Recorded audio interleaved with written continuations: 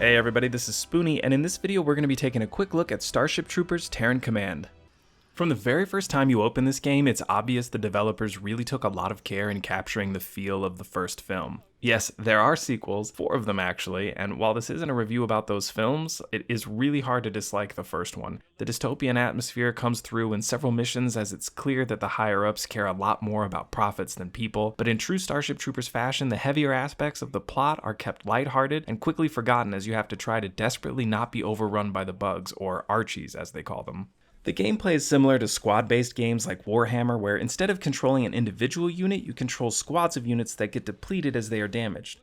There are mechanics to replenish damaged squads, which matters as they have the ability to level up, and you don't want to lose your most experienced squads just before a final assault. The tutorial has you landing on Klandashu and teaches you some of the basics about how to move around and issue orders. The campaign is pretty straightforward. As you move through levels on Qualasha, which is a mining planet, you have to secure various areas in order to further the agenda of the Federation. Most levels have you starting out with a few squads and allow you to fill out your ranks by securing new outposts and building additional infrastructure in them to get more or just different types of units with specialized uses. Engineers, snipers, infantry, rockets, just to name a few, all bring a different element of gameplay, countering different types of enemies. The musical scores, as well as just so much about this game, is really amazing. It's clear a lot of love went into it, and while there are still a few bugs, get it, because of the bugs, they aren't game-breaking, and I'm sure will be taken out with the rest of the Archies over time. So now that we've covered a lot of what I do like, I'm going to get into the things I don't like, which isn't much, but there is one big one.